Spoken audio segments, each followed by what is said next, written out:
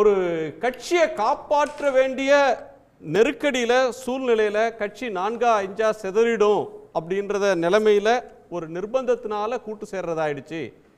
பிஜேபியோட சேர்ந்ததுக்காக நாங்கள் வருத்தப்படுறோம், எங்கள் நிலைமையை புரிஞ்சுக்குங்க, எங்களை வெறுத்துறாதீங்க அப்படின்னு எங்களை ஆதரிங்கன்னு அதிமுகவோட நிர்வாகிகள் கூட்டத்தில் முன்னணி நிர்வாகிகள் பேசுறது தான் விவாதிக்கிறோம்.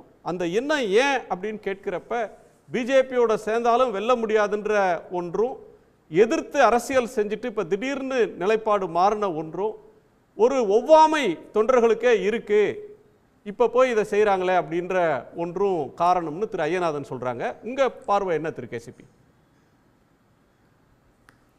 திரு ஐயநாதன் அவர்கள் சொன்ன ஒரு கருத்தில் திரு விஜய் அவர்கள் கூட சேரலாம் என்று கூட ஒரு பொருள்பட ஒரு கருத்தை சொன்னார். திரு எடப்பாடி பழனிசாமி அவர்கள் தரப்பில் விஜயோடு பேச்சுவார்த்தைகள் நடத்தியிருக்காங்க. அவரும் துணை முதலமைச்சர் வேண்டும் என்பதை வலியுறுத்தி இருக்கிறார். அமைச்சரவையில் பங்கு என்பதை வலியுறுத்தி இருக்கிறார். அவர் இன்னும் களத்தில் அவரது வலிமை என்பது பரிசோதிக்கப்படலை. ஆனால் அவர் கேட்கிற அந்த தொகுதிகள் என்பது மிக அதிகமாக இருந்தது. அதிமுகவுக்கு விஜயே இல்லாமல் பாஜகவும் இல்லாமல் வெல்லுகிற ஆற்றல் அது ஒன்றுபட்ட அதிமுகவுக்கு இருக்கு. ஆனால் எடப்பாடி பழனிசாமியை பொறுத்த வரைக்கும் என்ன நடந்தாலும் அந்த ஒன்றுபட்ட அதிமுகவுக்கு தன் தலைமையை தக்க வைத்துக் கொள்ள வேண்டும், எதிர்காலத்தில் யாரும் போட்டியாளர்களாக வரக்கூடாது என்பதில் ஒன்றுபட்ட அதிமுகவுக்கு அவர் தயாராக இல்லை. அப்ப அவரது பரிசீலனையில் ஒன்று விஜய், இல்லைன்னா பாஜக. அப்ப அப்படி ஒரு சூழ்நிலைகள் வருகிற பொழுது விஜயை வளர்த்து விடுவது எதிர்காலத்தில் அது அதிமுகவுக்கு மேலும் ஒரு சோதனையா கூட வரும். ஏன்னா விஜய் கிட்ட இருக்கிற பிஜேபியை வளர்த்து விடுறது அதிமுகவுக்கு எதிர்காலத்தில் சோதனையா வளராதா? நேற்றுக்கு நயினார் நாகேந்திரன் பேசியிருக்கிறார், 4 எம்எல்ஏவா இருந்தாலும் 40 எம்எல்ஏவா மாத்த போறோம்னு சொல்றாரு. கூட்டணி ஆட்சி அப்படின்னா அதுல உயர்கல்வியை தரப்போறாங்களா, பள்ளி கல்வியை தரப்போறாங்களா, ஹெல்த் கேட்க போறாங்களா, போலீஸே வேணும்னு சொல்ல போறாங்களா, உள்துறையை கேட்க போதா பிஜேபி, அது எதுவும் நமக்கு தெரியாது. பட் அதற்கு திரு எடப்பாடி சம்மதிச்சிருக்கிறாரு. கூட்டணி ஆட்சி பிஜேபியில அமைச்சர்கள் தர்றது அளவு பண்ணீங்கன்னா நான் சொல்லிடுறேன், அதுக்கு உண்டான அந்த பதில நான் சொல்லிடுறேன். விஜயோட சேர்ந்து விஜயை வளர்த்து விடுறது அதிமுகவுக்கு ஆபத்துனா, பிஜேபியோட சேர்ந்து பிஜேபியோட அதிகாரத்தை பகிர்ந்து கொள்றது அதிமுகவுக்கு ஆபத்தா முடியாதான்னு கேட்கிறேன். அதை எனக்கு ஒரு 5 நிமிஷம் கொடுத்தீங்கன்னா நான் உங்களுக்கு தெளிவாக விளக்கிடுறேன். அதாவது பாஜக என்பது ஒரு சித்தாந்தங்களின் அடிப்படையில் கட்டமைக்கப்பட்ட ஒரு கட்சி. அந்த சித்தாந்தத்தை வீழ்த்துவது அதிமுகவுக்கு எளிது. ஆனால் ஒரு தனி மனித வழிபாட்டை வீழ்த்துவது என்பது கொஞ்சம் கடினம். அப்ப சித்தாந்த அடிப்படையிலான ஒரு கட்சியோட கூட்டு சேர்ந்து அந்த கட்சிக்கு அதிகாரத்தையும் கொடுத்து அவங்களை இன்னமும் மக்கள்கிட்ட கொண்டு சேர்த்து அவங்களுக்கு சட்டசபையில் அதிகமான எம்எல்ஏவையும் ஜெயிக்க வச்சு ரெப்ரசன்டேஷன் கொடுத்துட்டு அதுக்கப்புறம் அவங்களை வீழ்த்துறது எளிதுன்னா என்ன லாஜிக் சார் இது? இல்ல, தேர்தலுக்கு முன்பாக நான் சொல்றது, நீங்க ரொம்ப ஃபாஸ்டா போறீங்க. அதாவது விஜய் தேவையில்லை, பிஜேபி தேவையில்லை, ஒன்றுபட்ட அதிமுக இருந்தா. ஆனா அதுக்கு எடப்பாடி பழனிசாமி தயாரா இல்லை. அப்ப 2 ஆப்ஷன் தான், விஜயா பாஜகவான்னு. அப்ப அந்த இடத்துல எடப்பாடி பழனிசாமி பாஜகவை எடுத்திருக்கிறார்.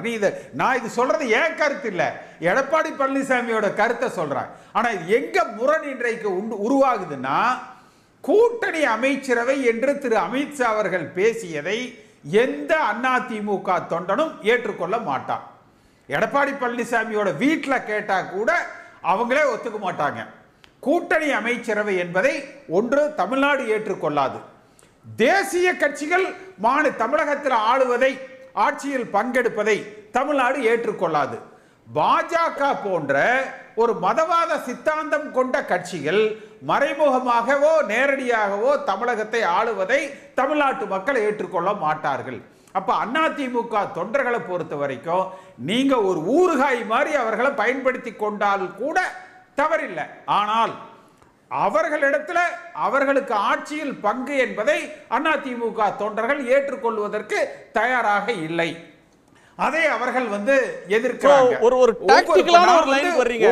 பிஜேபியை யூஸ் பண்ணி அதிகாரத்தை அடையிறதுக்கு பிரச்சனை இல்ல, அதை அதிமுக தொண்டர்கள் ஏற்றுக்கொள்வாங்க. ஒரு ஊருகா மாதிரி ஒரு நீங்களும் ஒரு கூட்டணியில இருக்கலாம் அப்படின்ற இடத்தை வேணா அதிமுக தொண்டர்களால ஜீரணிச்சுக்க முடியும். ஒரு டாமினன்ட் பிளேயரா கூட்டணியில சரி, திமுக செலுத்துறத அதிமுக தொண்டர்களாலே ஏத்துக்க முடியல. திமுக ஆட்சி அமைக்குது இல்லையா? இப்ப காங்கிரஸ் இலங்கையில தமிழ் இனத்தையே அழிச்சாங்க. ஆனா ஒரு ஊருகா மாதிரி அவங்களை பயன்படுத்தி திமுக ஆட்சி அமைக்குது இல்லையா? அப்ப தமிழர் விரோத போக்கு பல போக்குகள் திமுக பாஜகவிடத்தில் இருந்தாலும் கூட ஒரு குறைந்த அளவுக்கு அவர்களை பயன்படுத்தி கொண்டு தமிழ்நாட்டில் அதிமுக முழுமையான ஆட்சி அமைப்பதற்கு அது கூட ஒரு பெரிய தவறாக நான் பார்க்கல. ஆனால் அவர்களை ஆட்சியில் பங்கு அதிகாரத்தில் பங்கு என்று திரு அமித்ஷா அவர்கள் சொல்லுகிற பொழுது தொண்டர்கள் குழம்பி போய் கிடக்கிறார்கள்.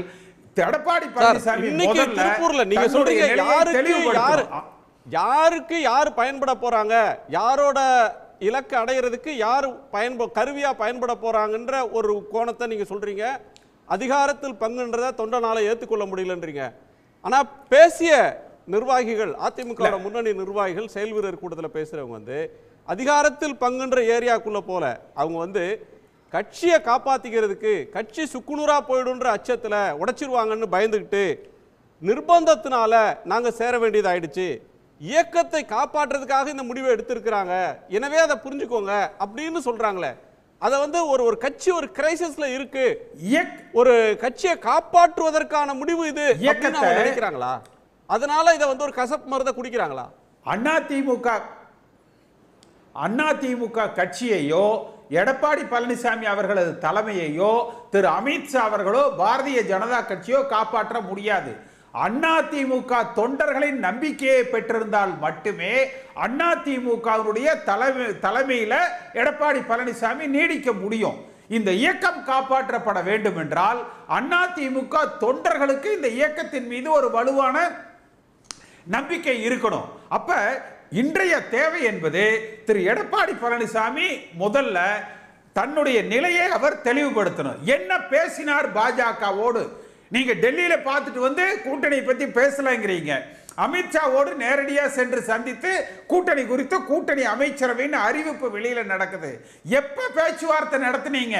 பேச்சுவார்த்தை நடத்திய குழு யாரு? என்ன பேசப்பட்டு இருக்கிறது?